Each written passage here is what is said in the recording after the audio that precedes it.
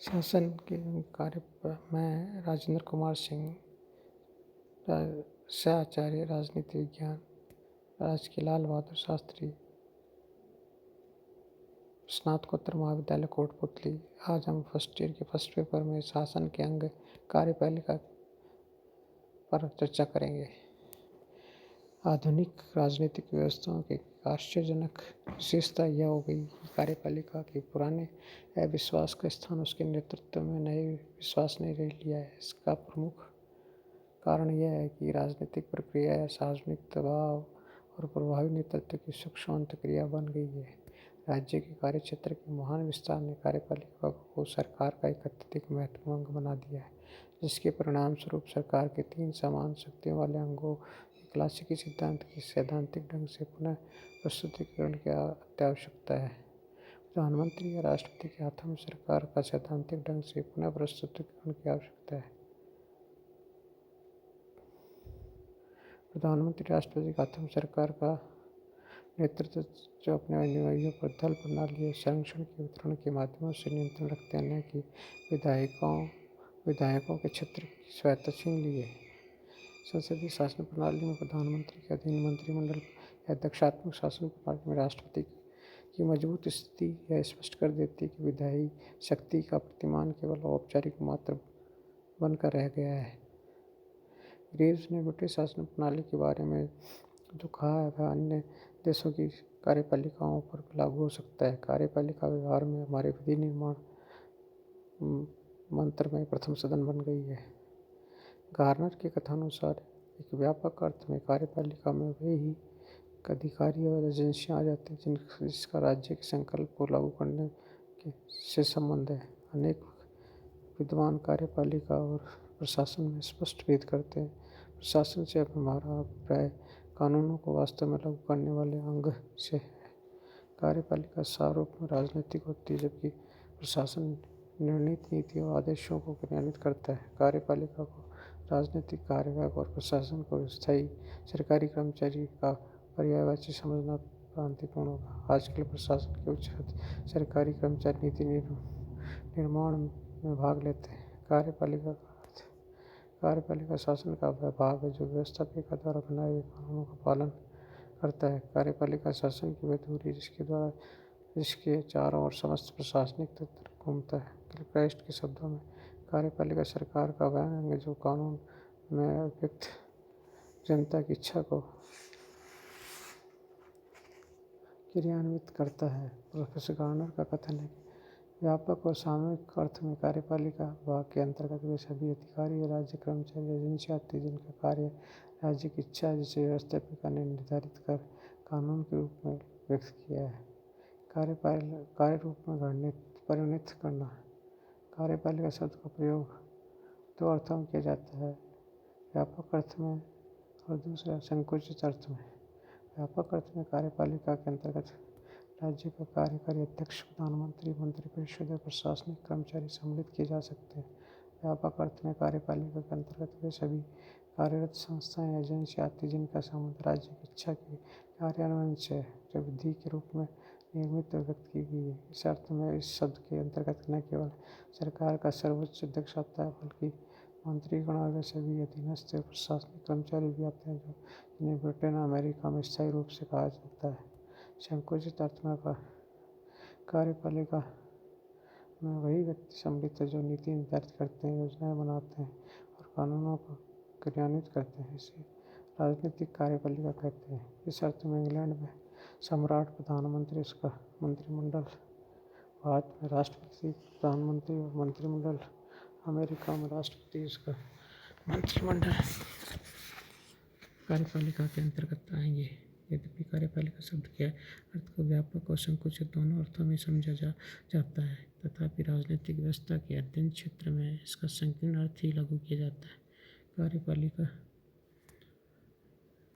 अध्यक्ष इसके प्रमुख सहयोगी शासन तंत्र को चलाते हैं, राष्ट्रीय नीति का निर्धारण करते हैं, इस बात को सुनिश्चित करते हैं कि सावधानीपूर्वक अमल में लाया जाए। स्थायी प्रशासकों को एक बहुत बड़ी सेना होती है जिसका दायित्व होता है कि राजनीतिक कार्यपालिका द्वारा निर्मित नीति को ईमानदारी के रूप में कार्य रूप में परिणत करें।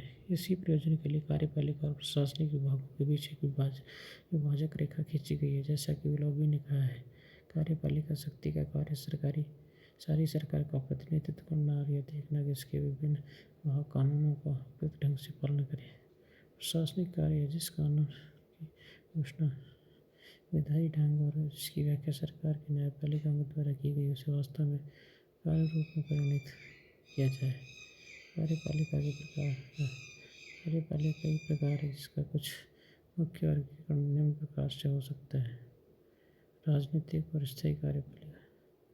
सैद्धांतिक और वास्तविक कार्यपालिका, एक मूल कार्यपालिका, व्यवस्थानुगत निर्वाचित कार्यपालिका और उत्तरदायी अनुत्तरदायी कार्यपालिका। राजनीतिक स्थायी कार्यपालिका। आजकल कार्यपालिका में जनता द्वारा निर्वाचित प्रतिनिधि और प्रशिक्षित स्थायी प्रशासक मिलजुल कर काम करते हैं। इनमें से प्रथम को राजनीतिक कार्यकारी कहते हैं, दूसरे को स्थायी कार्यकारी। राजनीतिक कार्यकाल निर्वाचन पर निर्भर होता है, जबकि स्थायी कार्यकारी सरकारी सेवा में अवकाश ग्रहण की आयु तक रहते हैं। स्थायी प्रशासनिक अधिकारी राजनीतिक दृष्टि पूर्णतः निष्पक्ष रहकर कार्य करते हैं। उनका कार्य राजनीतिक कार्य को सहयोग देना है। भारत में प्रधानमंत्री और मंत्रिपरिषद राजनीतिक कार्यकारी है। IAS और अन्य अधिकारी स्थायी कार्यकारी की श्रेणी में आते हैं। संवैधानिक और वास्तविक कार्यपालिका। संसदीय शासन प्रणाली में इंग्लैंड का यह कार्यपालिका ये भेद किया जाता है कि संवैधानिक कार्यपालिका वह होती है जिसके हाथ में वास्तविक शक्तियाँ नहीं होती, वह राज्य करती है किंतु शासन नहीं करती है। सिद्धांत शासन की शक्तियाँ संवैधानिक कार्यपालिका में नहीं होती है, किंतु उन शक्तियों का व्यवहार में शायद वास्तविक प्रयोग वास्तविक कार्यपालिका द्वारा किया जाता है। इंग्लैंड का सम्राट, भारत का राष्ट्रपति संवैधानिक कार्यपालिका है। राजा या राष्ट्रपति संवैधानिक अध्यक्ष होता है जिसे वास्तविक शक्तियाँ प्राप्त नहीं होती, यद्यपि सारा शासन उसके नाम पर चला जाता है। ऐसी पद्धति में वास्तविक शक्ति मंत्री और प्रधानमंत्री के नेतृत्व में प्रदान की गई है, जो विधायिका के प्रति उत्तरदायी है। मंत्रीगण या मंत्रिमंडल वास्तविक कार्यपालिका का निर्माण करते हैं।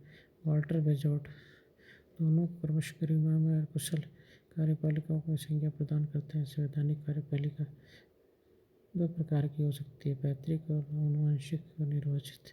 एकल और बहुल कार्यपालिका। यदि कार्यपालिका की समुचित शक्ति अंतिम रूप से एक ही व्यक्ति में निहित है तो उसे एकल कार्यपालिका कहते हैं। इसके विपरीत जब कार्यपालिका की शक्तियाँ एक व्यक्ति में निहित न होकर कुछ व्यक्तियों में की एक समिति में निहित रहती है तो उसे बहुल कार्यपालिका कहते हैं। CF स्टोन के अनुसार एकल कार्यपालिका वह है जिसका एक ही अध्यक्ष होता है, अन्य उसकी सत्ता में भागीदार नहीं होते। राष्ट्रपति या प्रधानमंत्री का नेतृत्व जीवन से संबंधित। ऐसी कार्यपालिका में एक ही नेता होता है जिसे पूर्ण प्राधिकार प्राप्त होता है,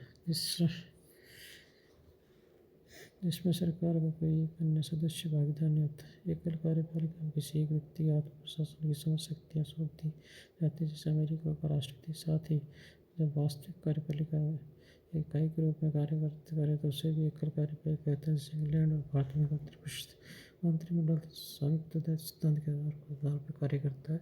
एकल कार्यपालिका का श्रेष्ठ उदाहरण है अमेरिका का राष्ट्रपति, 72, इंग्लैंड कनाडा में प्रधानमंत्री। बहुल कार्यपालिका श्रेष्ठ संघीय परिषद, स्विट्जरलैंड की कार्यपालिका शक्ति एक व्यक्ति के बजाय 7 व्यक्तियों की समिति में जिसे संघीय परिषद कहते हैं निहित है। इन 7 सदस्यों में से प्रतिवर्ष बारी से एक सदस्य को परिषद का अध्यक्ष चुन लिया जाता है, जिसे संघ का राष्ट्रपति कहते हैं। उसे अपने अन्य सेवक तुलना अधिक शक्तियाँ प्राप्त नहीं होती। एकल कार्यपालिका निर्णय लेने क्षमता, नीति की एकरूपता, स्थिरता, कार्यवाही की गोपनीयता, प्रशासन में स्वतंत्रता। इस प्रणाली में कार्यपालिका अंतिम शक्ति व नियंत्रण एक ही व्यक्ति में निहित होता है। निहित होने से शासन में एकता, सुगमता, सुचारुता लाना अपेक्षाकृत आसान रहता है। उलझे के अनुसार कार्यपालिका का एकल अध्यक्ष होने के साथ साथ एकल अध्यक्ष होने के लाभ स्पष्ट और शासन में एक स्पष्टता कुशलता लाने की क्षमता रखता है।